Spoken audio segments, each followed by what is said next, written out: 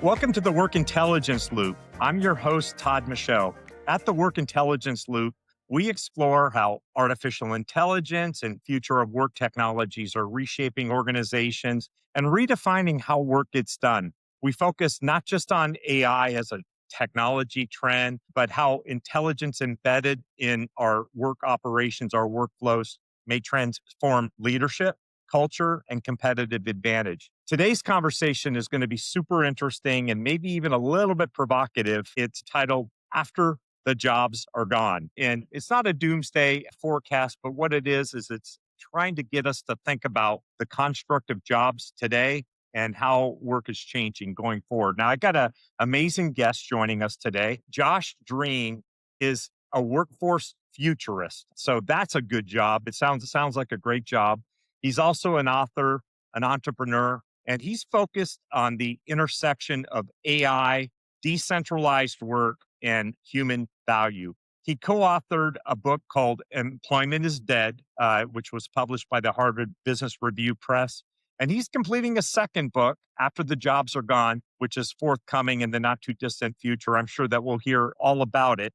His role today on today's podcast is to talk about the assumptions that we're making around our jobs and how they define human worth. He's arguing instead as AI is displacing traditional activities, maybe in some cases, certain employment. Individuals have to be a lot more portable and contribution based. And in some cases, that may even be independent of any particular job title or employer. Building infrastructure for decentralized contribution based work models, which he sees as being the future. So, hey, Josh, welcome. I've enjoyed the few conversations that I've had with you before today's podcast. Yeah, thanks for having me on the show, Todd. It's great to be here. And for the listeners who can't see your beautiful view out your office, I had the privilege of sitting in that office with you just a couple weeks ago and chatting with you. So it's great to be here again, albeit virtually. My name is Josh Drean. I have been based out of the Boston area for the past 6 years. I was a mentor at the Harvard Innovation Labs. Before that, I was a student building a startup out of the Innovation Labs. We were pioneering sentiment analysis in real time, which is a fancy way of saying, let's lean into the employee engagement listening feedback loop and make it something that makes sense. As a young student, we learned a lot of valuable lessons, particularly the assumption that companies care deeply about employee feedback, which isn't always the case. So there's some interesting dynamics happening in work and in culture around that topic, especially around AI and the role that it will play within organizations moving forward. But I live in California now and am very interested in what the future of work looks like, how traditional employment as we see it today will be shifting. And that's where I think is an interesting connection point between the work that you're doing with Hulu, Todd, and the work that I'm doing at Decentriv. You are working on the same problem with different angles. You're automating the tasks that people shouldn't be doing. And we're building the infrastructure for what happens after. It's the definition of what it means to be a worker in the future of work and, how to keep humans in the loop on existing processes. So, why don't we kind of start at a high level here? You come into today's discussion with some really interesting views on how the workplace, how jobs are going to evolve. In fact, I wrote something down here about the job title is a legacy technology. Talk about that. That's kind of an interesting way of putting it, but we're not going to have anything to put on our business cards anymore, huh? You still have business cards? That's impressive. Yes, I do. I use them to scrape the mayonnaise off my hamburgers these days, but no. Exactly. No, it's interesting too. I still go to conferences and networking events, and they're like, "Do you have a business card?" I'm like, "Oh, I haven't had one of those in a very long time. Can we There's a just?" little bit of a difference though between you and me, just a couple years difference, I think.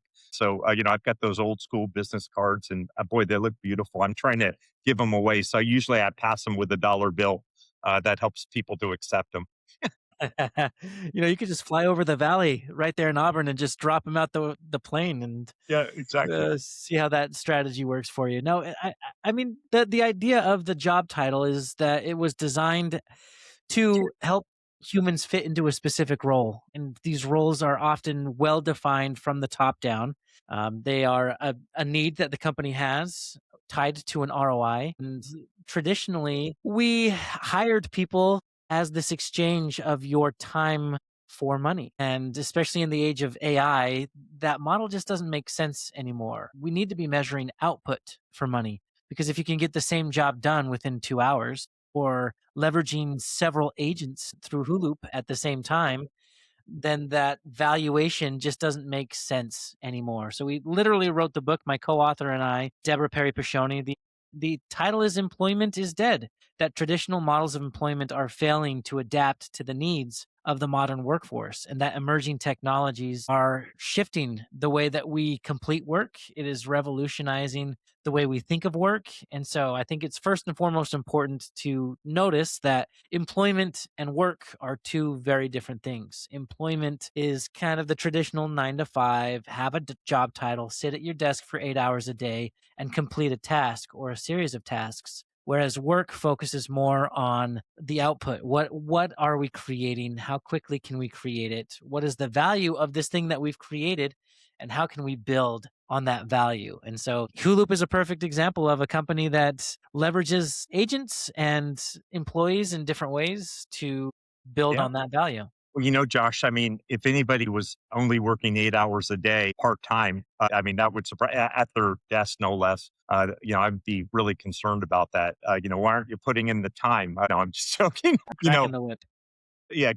get back to it. It is though sort of a human thing where we think about we've always associated ourselves with our title, with our company, with our job, right? And in some cases, this is how we characterize our self worth. Who hasn't been at a barbecue or a cocktail reception where a nice human decision all of a sudden diverted? What do you do? Who do you work for, and all of that. So your thought process about this future that we're going to see is quite different, and it requires us to think a little bit different about our work. And you made another interesting comment to me. And I'm paraphrasing, so if I don't get it quite right, you got to help me. Your employer's valuation of you are different than your valuation of your role at the employer.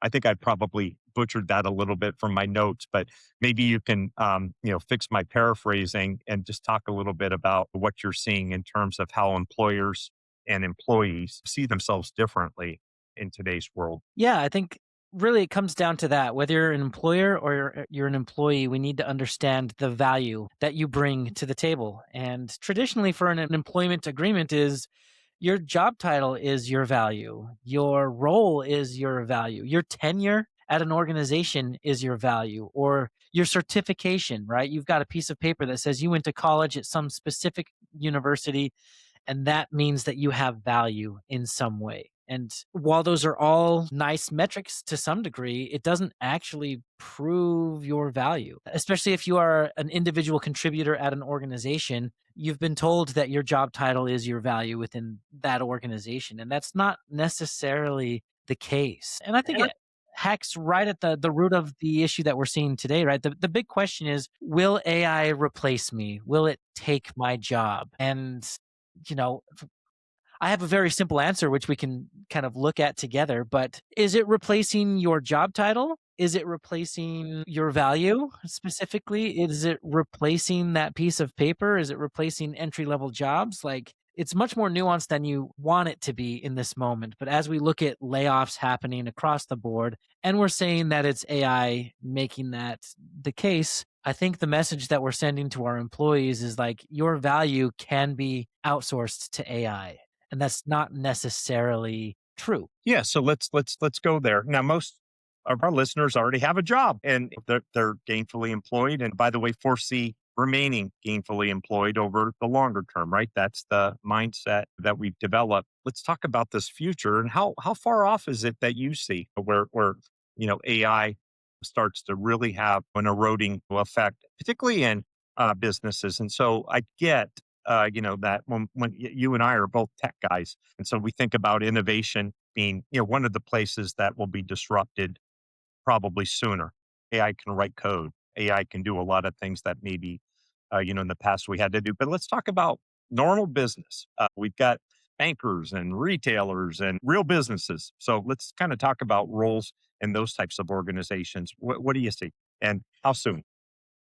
Yeah, and I mean, honestly, you mentioned kind of your listeners have jobs. They're most likely in leadership positions. They're most likely the ones who are, preparing the layoffs. And then you have like the thought leaders like Sam Altman who will come out and be like, AI is most likely going to replace me as a CEO. And like, how much of that is marketing hype? How much of that is scare tactics to keep us talking about the AI and the bubble that we're in, if you will? So, maybe to answer the question directly first is, will AI take your job? The answer is most likely if it's, something that you've been holding on to just because you thought you were secure based on your tenure, or you're secure based on, you are doing a good job in the role that you have now.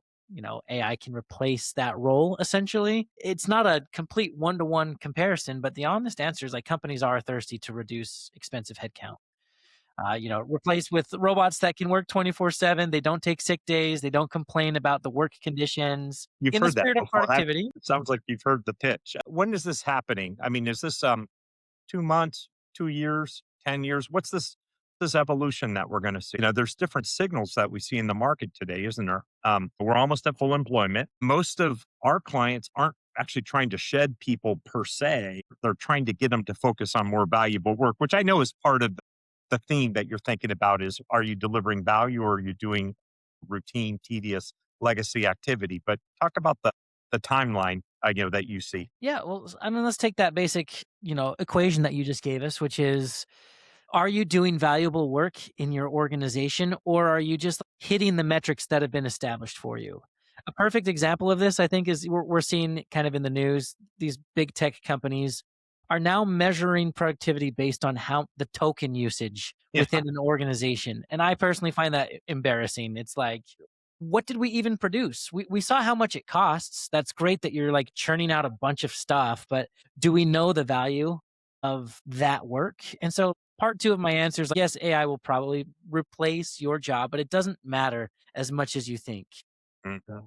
And here's why, is because the value that you bring is what's important. If you, regardless of your job title or position, if you can't point to the value that you are adding to the company, you're at risk. And so in my mind, the value that you add is actually three parts. It's layer one is your skills. What skills do you actually have that you've developed that solve real world problems for real people within the organization? Layer two is your proven output. Can you show us demonstrable proof that you have done the job, or that you have created in some way at this organization something that is working and is launched and is churning out an ROI?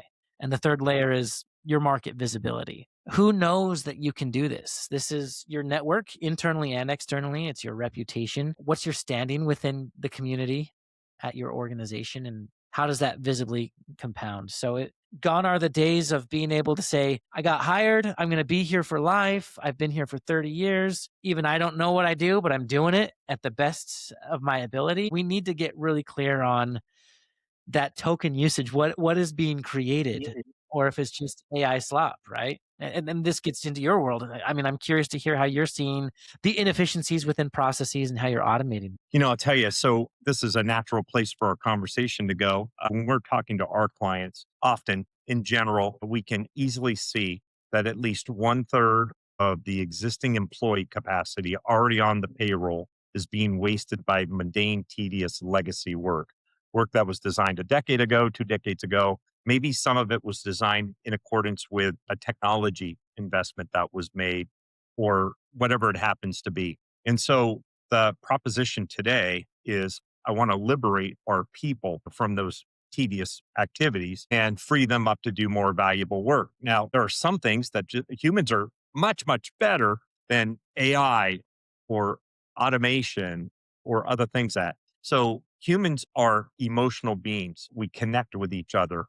There's emotional IQ, if you will. In those close call situations where a hard decision needs to be made, humans are really excellent at weighing the X factor in judgment. Humans may handle exceptions. So, gosh, something didn't go according to plan. I need to take care of this customer.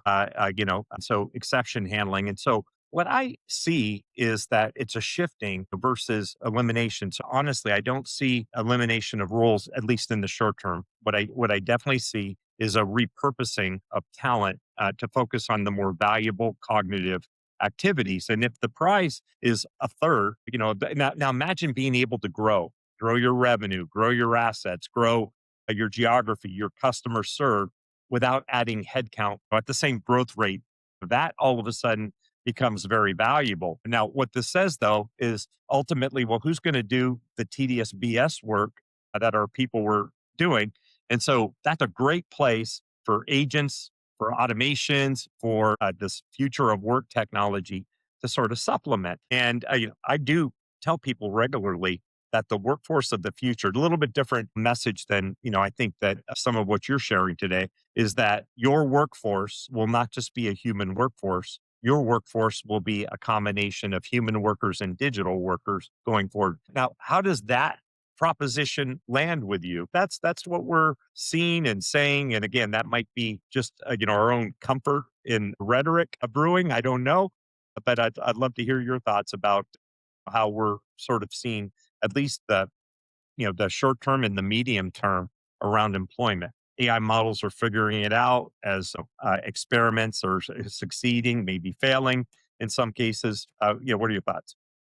Yeah, no, I think you're absolutely right, Todd. Like agents are here to stay. They are valuable. They do assist greatly in the work that you're doing, and they will continue to be the biggest part of what it is to be skilled labor in the future. And how do you leverage them, right? So when you look at Hulup Stack, you've got, a dozen of these agents who are all there willing to help and they can do some great things. But where do we want to plug them in? How do we plug them in? Do they do the dirty jobs? Do they automate the stuff that we don't want to do? Do they take over the decision making process? These are all questions that leaders have to grapple with today in order to figure out how to move forward. And I would say before we like really dive into those questions, we need to understand where we're even trying to head, right? What are we trying to accomplish? And you've mentioned a few of them. Maybe it's to reduce expensive headcount. We can do just as much with, a third of the workforce. Yeah. That's a thing. Do we Yeah. want to like next productivity with the current workforce? Do we want to upskill our people to use these agents and do even more than our competition, which is kind of a promise? And so what we do with the Work3 Institute, which is an agency that we're a consulting agency that focuses on marrying emerging technologies with workforce strategies. It's essentially taking the basics of the same loop that's always existed while we're trying to implement technology. Let's slow down and do it right. AI is, yes, revolutionary, and yes, just another piece of technology to some degree. And so we use what's called the CREATE framework. It's just the metrics that we track to see if your implementation of AI has even been successful or not. The C stands for cost savings. Are you saving money? R is revenue impact. Are we Mhm. making money?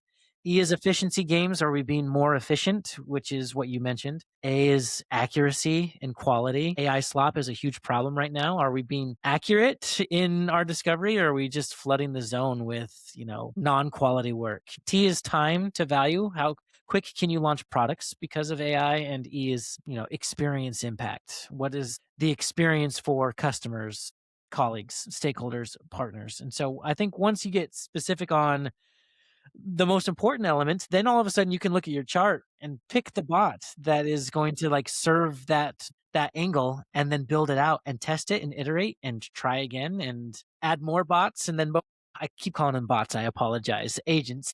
But just to your point though, earlier, by the way, I love that framework that you just went through. On the part before you were discussing the framework, this is something that I do see with respect to what's the difference between, let's call it bots and agents. And so a lot of early adoption, whether you're calling them agents or bots, has been around worker bees, tedious, high volume situations, the work that people shouldn't do anymore. But you brought up a really important point, and that is agents today can be goal based.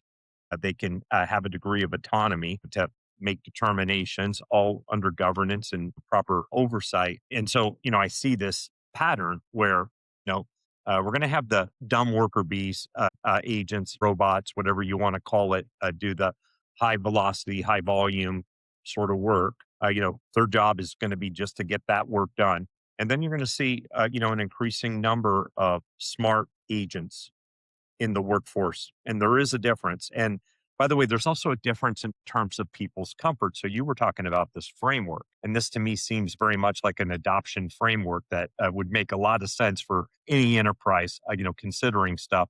And so there's more comfort these days with sort of the less capable agents than the more capable agents. And again, it's just, am I building up comfort about relinquishing things that maybe historically I have done or I have decided or what have you to these more capable agents that are out there. So, I see some of this is getting it right in our heads. And so when you were talking, I think you called it the create, framework, which I love that, by the way, where this can be used over and over again, and seems to me, especially in the early days where adoption is a little bit experimental. Yeah. The thing that's blocking the experimental phase sometimes is the human instinct to cling to stuff. So, I'm not sure I want to give that up. Maybe I get satisfaction out of doing routine data entry. I don't know. Maybe I like, 50 layer Excel workbooks. Who knows? So, talk about your framework in terms of like this human adoption challenge, because, I look at our own projects. It's rare where, Hulu technology is the reason for a failure. It's something change management or what have you. So put that into context for if you don't mind. What are you seeing? So we're going to use this framework. Yeah, no, you're absolutely right. And there's a lot to discover, right? Change management is a hard thing for humans. And especially when a new technology emerges that is threatening your job, from a base level, it's like, I think it's interesting, right? We're seeing a division happening kind of all along the change spectrum. The first division is, am I going to use AI or not? If you're in the camp of, I'm not going to use AI, I'm not going to use agents, I apologize. Like, the future is not for you. Like, it's here, it's happening, get on board. What do we do with those people? Are we moving them to some desolate state someplace, or what are we going to do with them? No, I'm just joking. Don't answer. Put them on an island somewhere without computers. They'd be so much happier. Yeah, that sounds nice. I mean, that is something that companies have to grapple with. The next layer is like, okay, so you are adopting AI and you are using it. We see a diversion here where half of the people seem to be using AI simply to replace themselves. They're outsourcing their cognition. It's easier to write an email with AI than it is myself. And so they don't quite understand the vision of what they can accomplish or how far they can go with AI, because they're just trying to, make their job easier. And in turn, probably training, their agentic counterpart to replace them. But there are, individuals who are adopting AI and they're starting to discover not just its potential, but its weakness, its shortcomings, what it can and can't do. And they're rewriting what it means to be productive within a company. If you can come to a boss, imagine a sales department who says, look, we 3x'd our sales because we came up with a new process that allows me to talk to my AI agent that is guiding. It's almost like my assistant, right? It's Yeah. got all of the deals in the pipeline. It feeds to me exactly what I need to be doing right now in this step of the sales process. It's keeping me organized. All of a sudden you have this agent sitting on a CRM that is allowing you to do. You still need the human to have the conversation, you still have business relationships that need to be upheld, but now you're being so much more efficient because you have outsourced a lot of those processes that were otherwise extremely burdensome to the sales process. Yeah. So I see you smiling. I know that I'm speaking your language. Like, I know You that are, this is you what are. you love.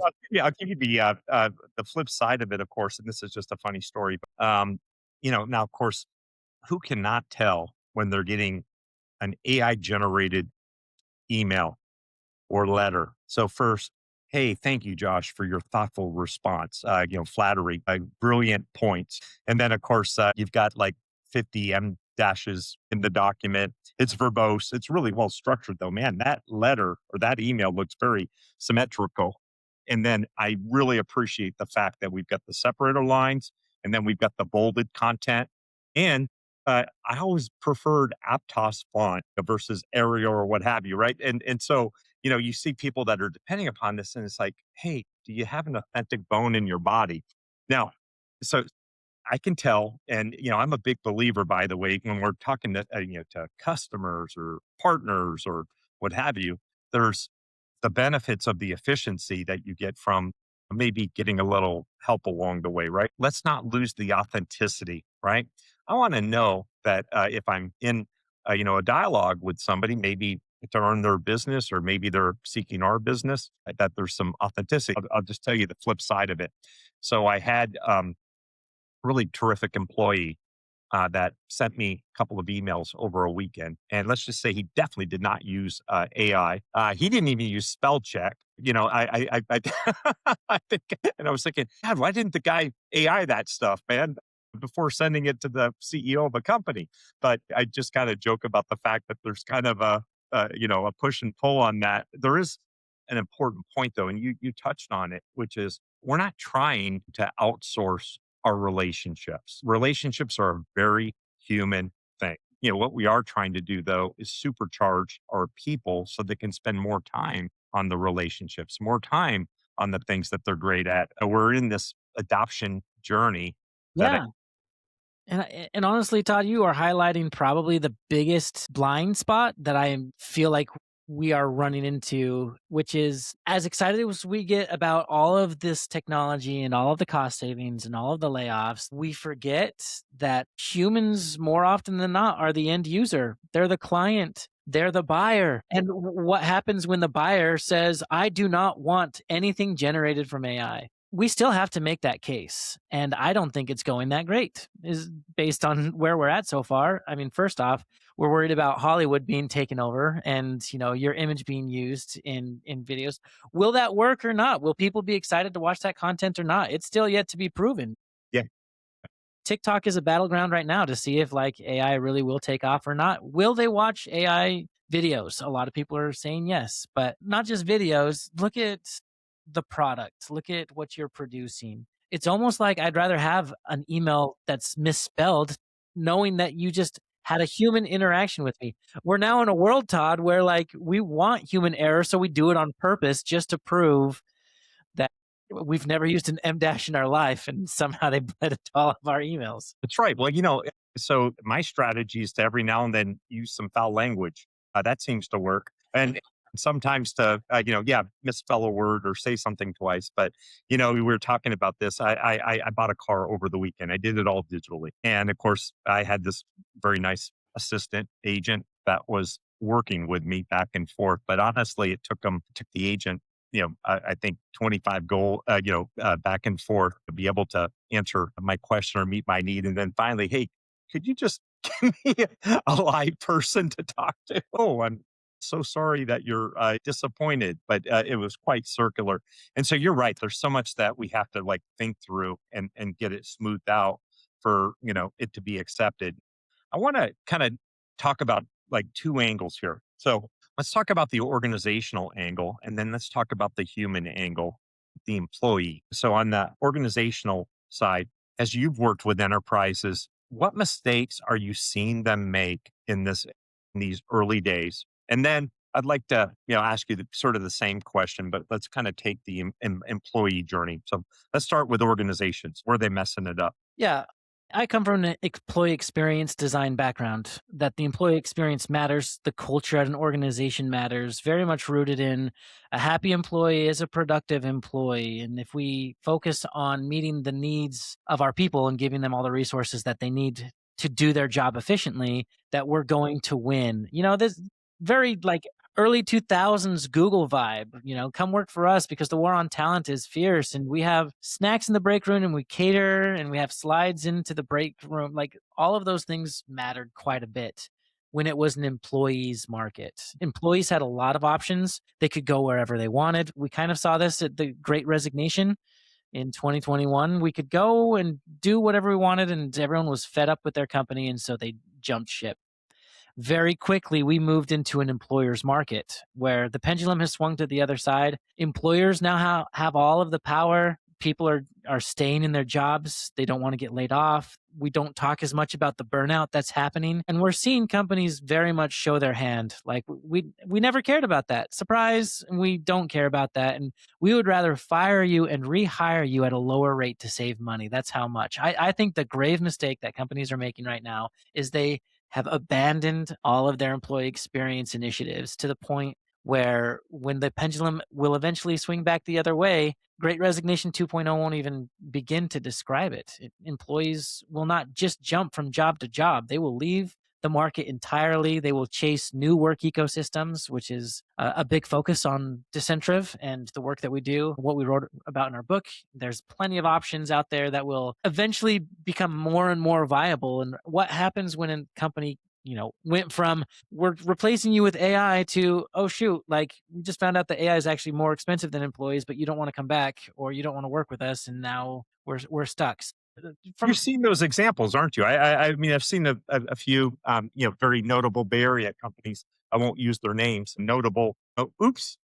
I really need those people. Nevertheless, there was this initial theory that, yeah, AI is going to replace all these jobs. See you later. I don't need you anymore. And that ended up being false, or at least premature, along the way. But, it almost seems like companies had a little bit of precursor training. I think back to, this whole mode of offshoring, stuff, sort of being a precursor to this. And so, all right, instead of sending work to India or some other place, now I'm going to send work to technology, to agents, if you will.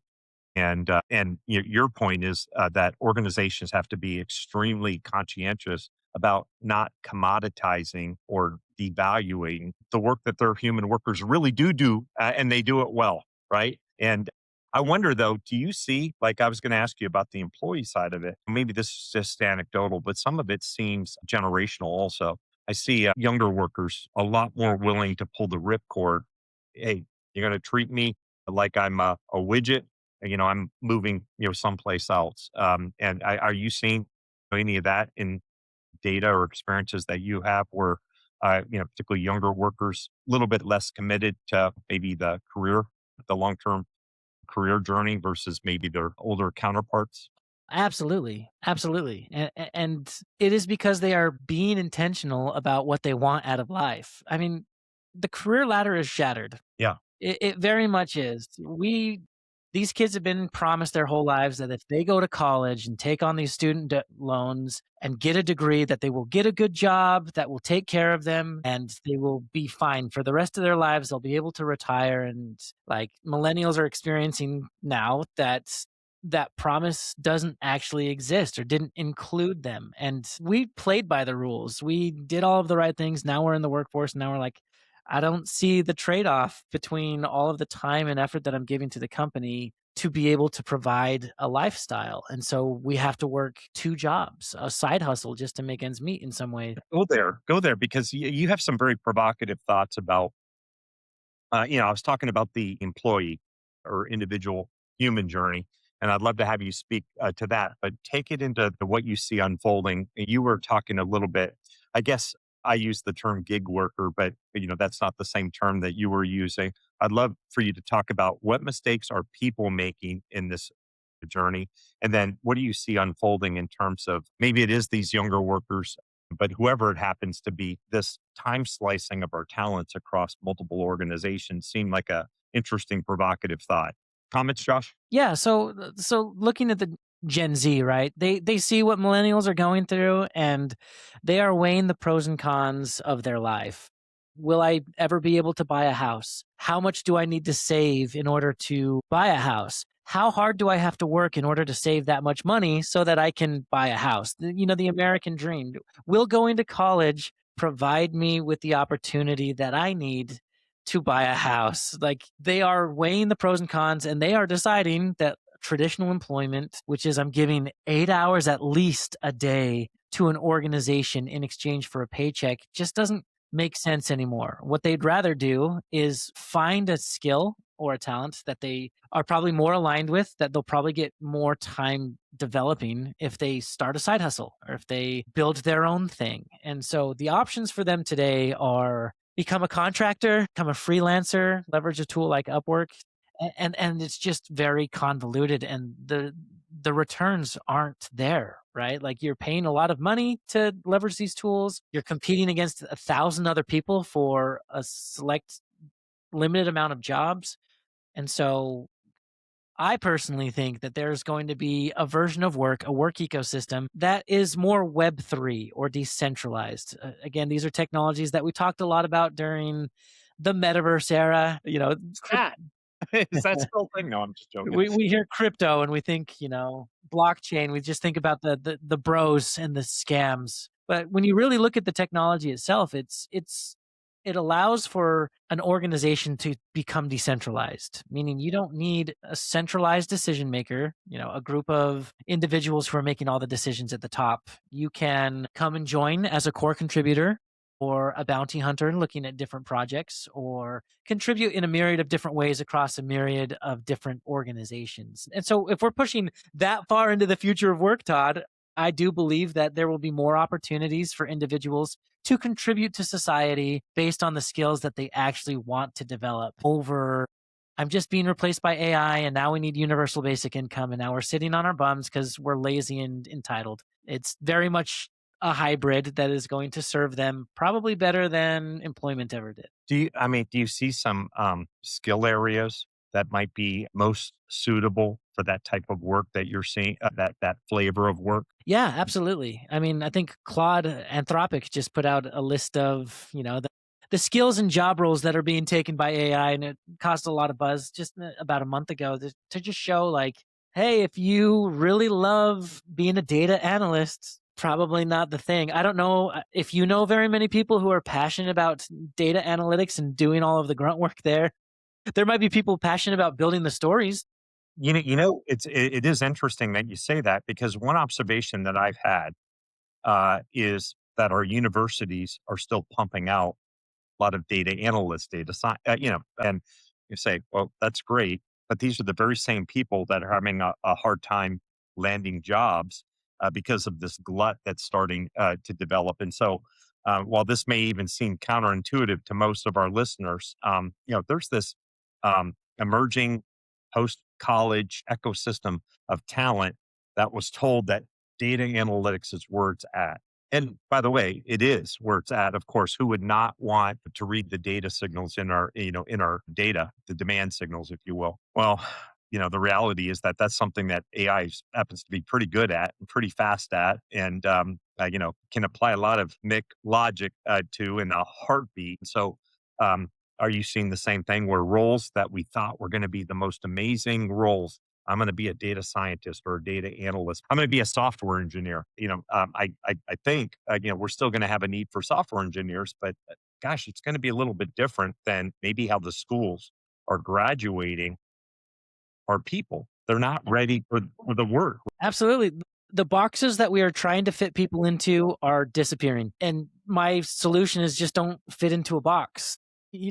I feel like Elon Musk famously said, like, I'd rather hire the kid building something out of his bedroom than the Harvard grad. And what he's essentially saying is if you found something that you're passionate about and you love it so much that you do it on your spare time, you're going to be just fine because you've already found your place. You've already found your niche. And now as like a young college student, I think it's more important than ever to like hone in on your passions, what you care about doing, and find out how that add value. Because in the age of AI, right, you can vibe code anything, you can build anything. You still have to be an engineer of some sort, but like not so hardcore that like that's all you are. And so I think we're just becoming multifaceted, and AI is facilitating. Yeah, a very, very interesting discussion. So, just put a fine point on this mistake question. So, if you're an individual, what are the biggest mistakes that people are making today?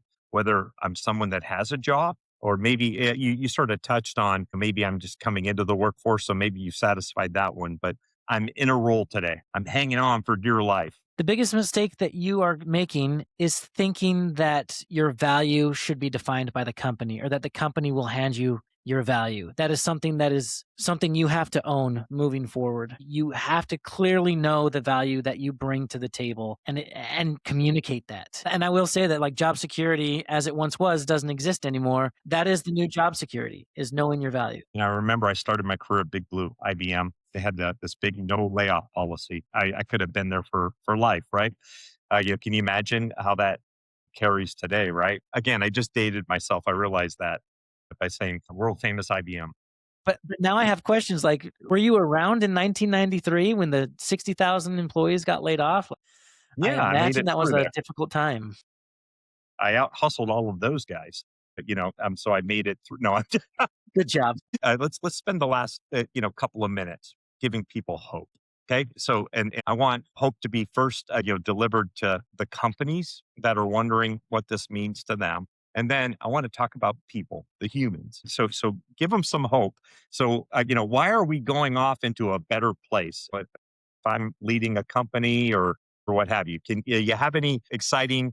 Hey, this is why we're going to a better place. And not dying, like not that kind of better Not place. and not yeah, that implied in the question. Yeah, I guess there is. There are people that think all companies die, no one works.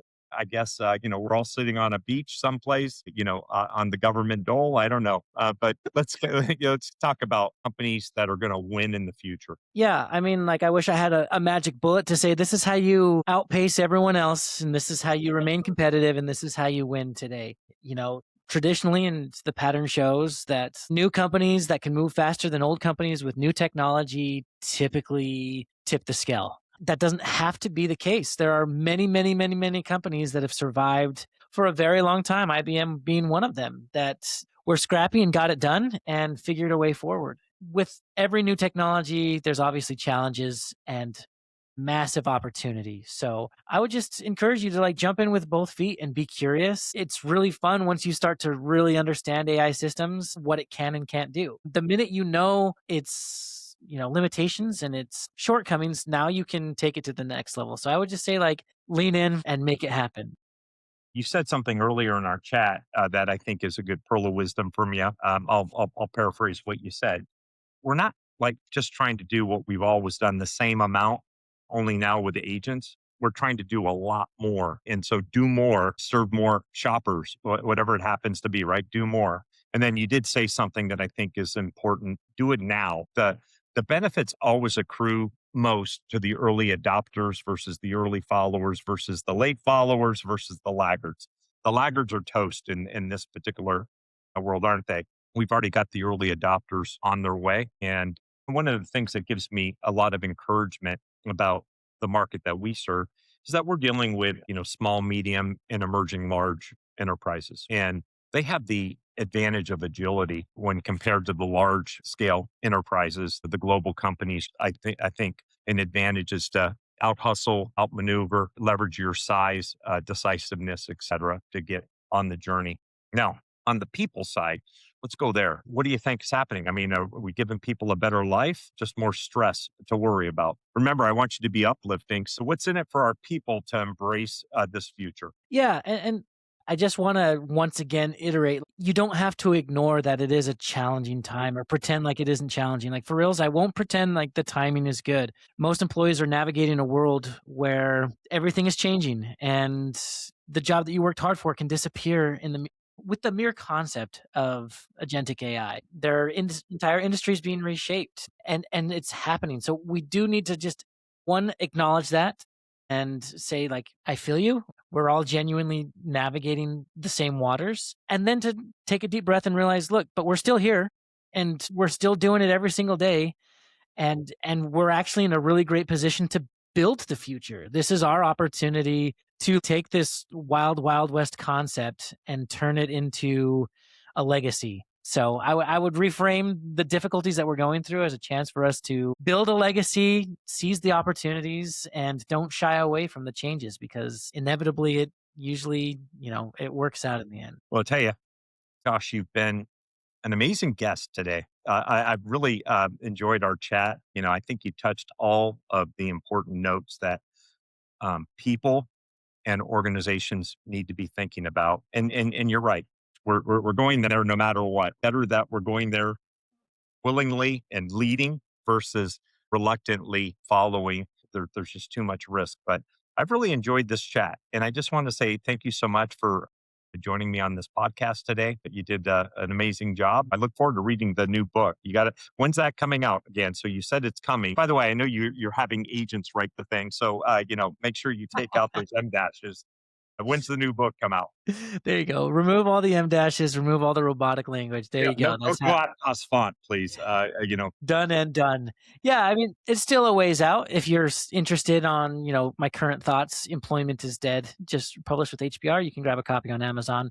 Keep in touch with me on LinkedIn. It would be great to have the conversation there. I'm highly active on all my socials, so send me a message and we can keep in touch. Yeah, and we'll share that information here. I really enjoyed it. Thank you so much. Have a good day. Josh, thank you for spending time with me. Thanks, Todd. All right, bye.